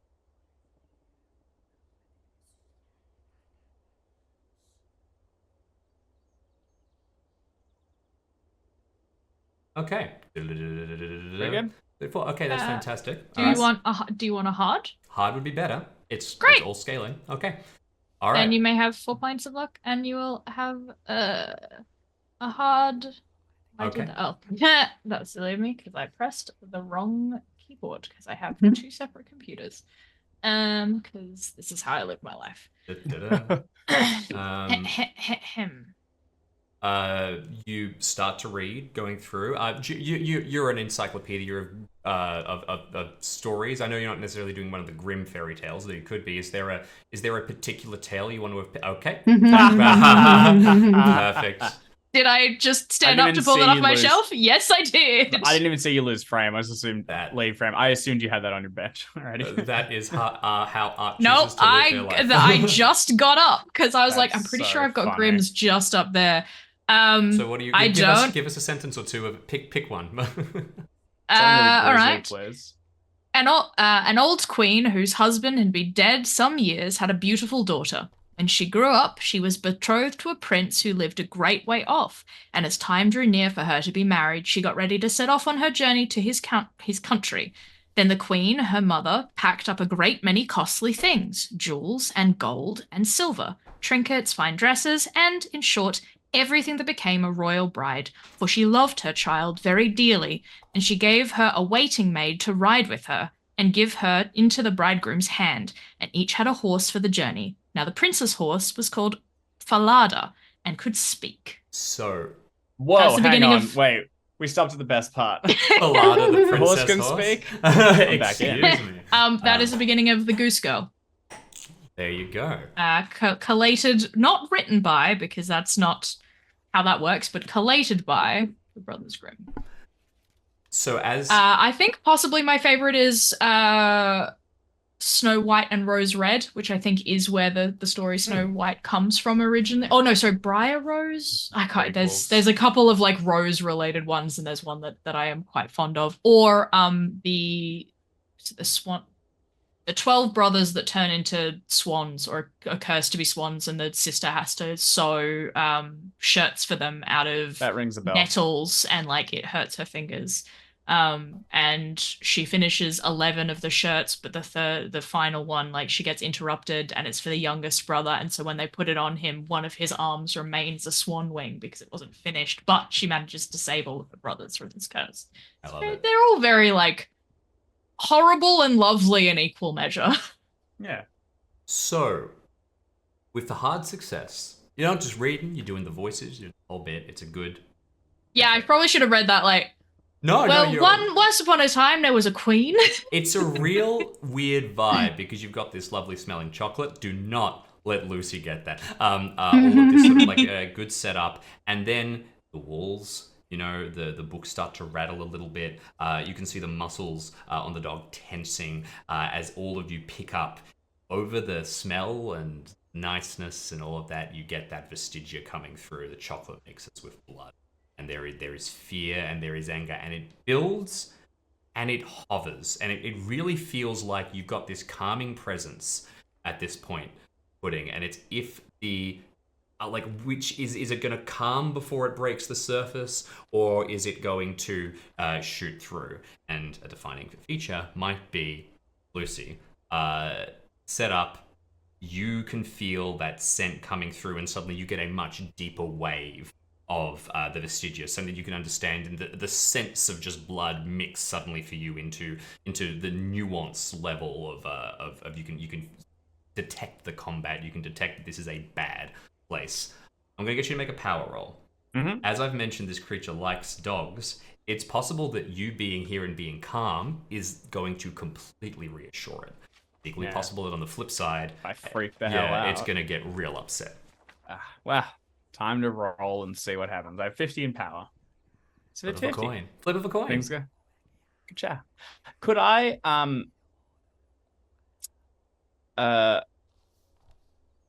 yeah, no, nothing. Nothing? All right. Rock and roll. Yep. Holy shit.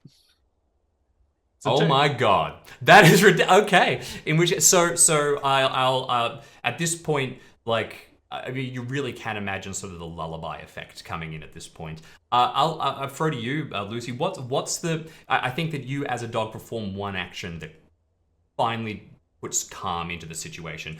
As the books are shaking, you can feel that you can almost feel the presence. Maybe your eyes dart back across to the cutout that you noticed specifically has had some sort of element of movement or manifestation. What do you do?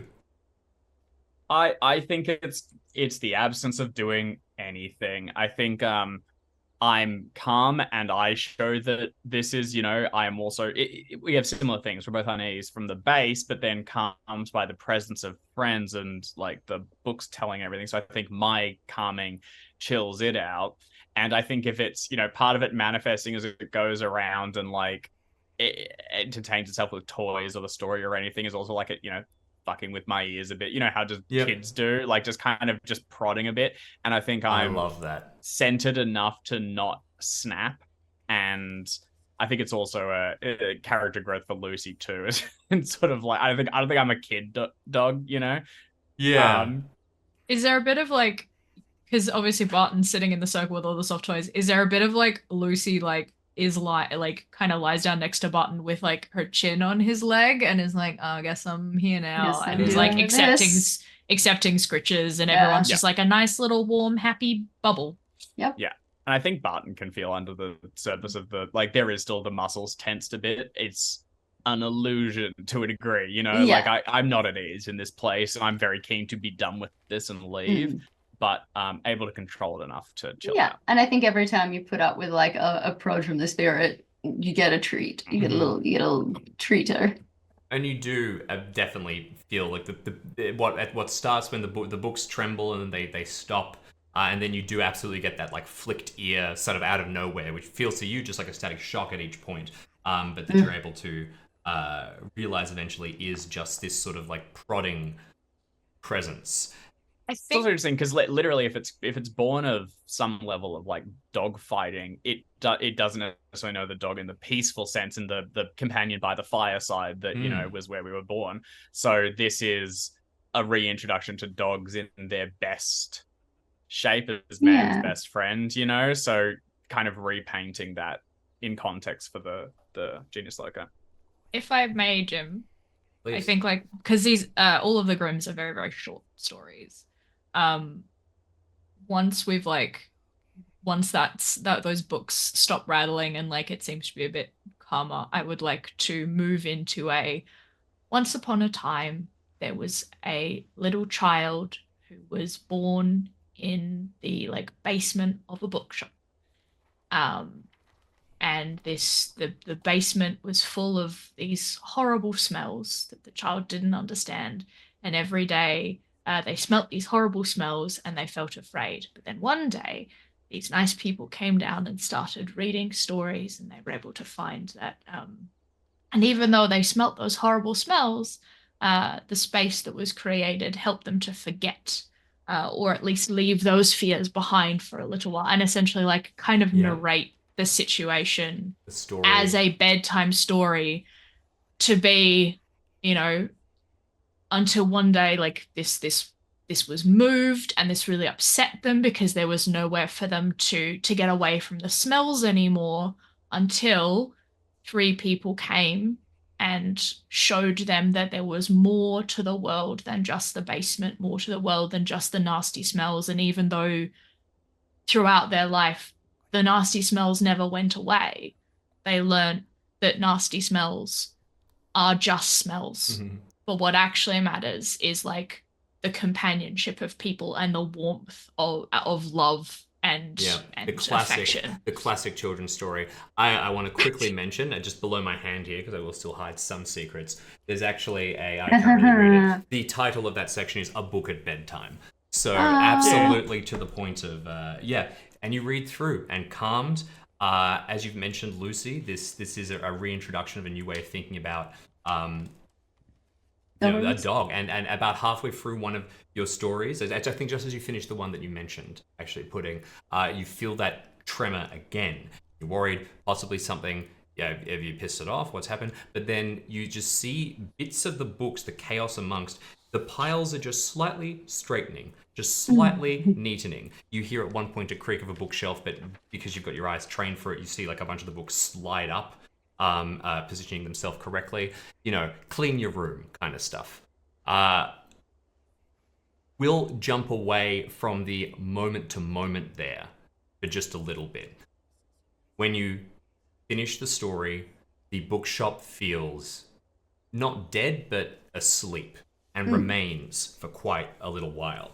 When you are going to go back to the folly and try and decompress and deconstruct exactly what's happened here, the idea is put forward that, I mean, you've got this thing calm, but it'll get annoyed again if it doesn't get consistently read to. That's okay. We're just going to implement a reading night, like an evening reading session for kids. And we can just take turns. We can roster it. Yeah, we can. Yeah, they've had them set up already, and we can kind of just ensure that gets reinstated. And if that means that we take a couple of shifts of that just to make sure that, you know, we work out a schedule for it, we start with maybe just give them our card. Yeah, we start with like maybe weekly, and if we need to step it Yeah. up or step it back, we Build can. it Well, through. because it was clearly relatively, because they had the regular children's reading before they moved everything. And I Yeah. think the problem was that they paused it while they were Mhm. getting everything set up. Specifically, they moved it upstairs. Hmm. And as you do some research, you'll be able to find the only reason you could get this worked is because you were able to feed it magic while upstairs. Otherwise, it doesn't really have the capacity to sort of figure out what's happening yet. Quite. It needs to be down in the But over basement. time. Yes, exactly. Yeah. And So essentially, we're kind of like it exists in the basement for the moment and doesn't really know that there's an outside, but we can train it its to like. awareness and its capacity to act outside is spreading in short bursts, which is why it can sort of do stuff and then retreat.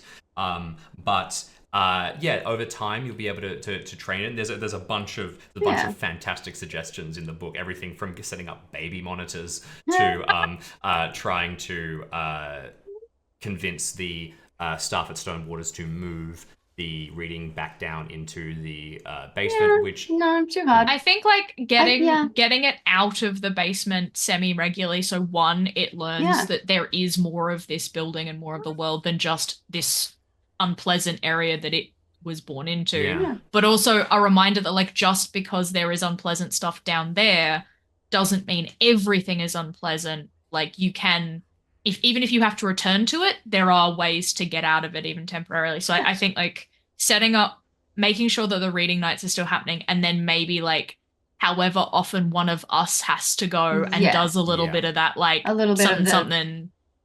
And moving forward, this is, as David mentioned, if you want to be able to move this creature out of the bookshop, ultimately, this is the steps towards it. As a kind of final direction here, do you think that your idea ultimately is to try and enable the being to move along, or are you trying to set this up as a permanent location where it can be if it needs to be?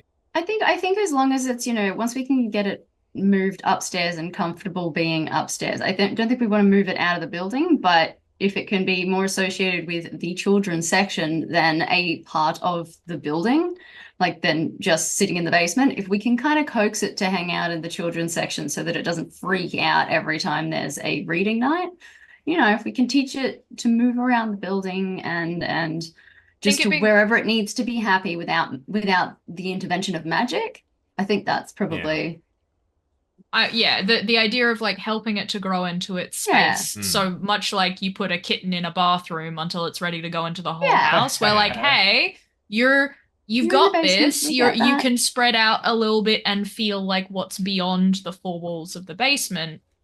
And once you feel comfortable doing that, well then, because eventually it will be the building or potentially the whole street or potentially the Covent Gardens itself. Like we don't know how much of this space it's going to take up. So to sort of show it, hey, you can, like your influence can extend, and when it does, go this way because this is the way to warmth and happiness and like and more.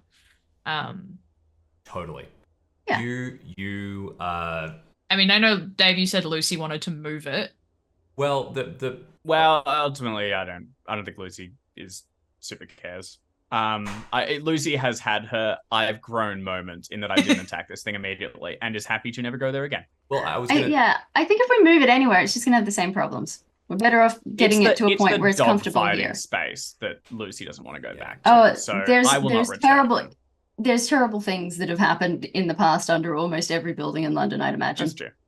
The one thing I was going to say, Dave, is that you did, as you mentioned, we did get some character growth arc for Lucy. You didn't like kids, but the idea, no kid dog. That changed for the purpose of work, really. And same with you don't like that place. That changed the purpose of work.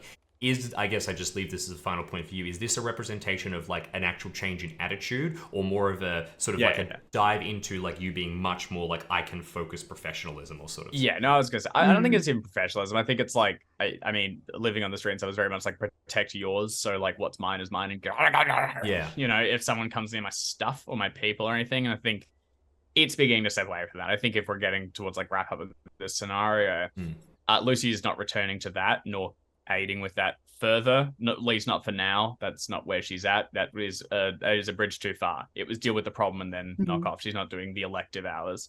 But back at the Folly, I think the next time that yappy little nerd accidentally comes into my room, it's a bit of side eye. Yeah. But then allowing it to move through on its way to the next room. It's not staying here, but it can go past me.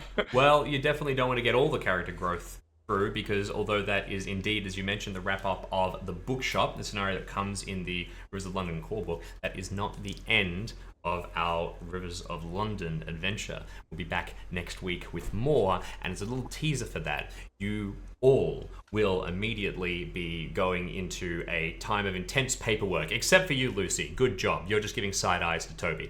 I'm actively bad at paperwork insofar as if you make me do too much of it, it starts to disintegrate. Not my fault.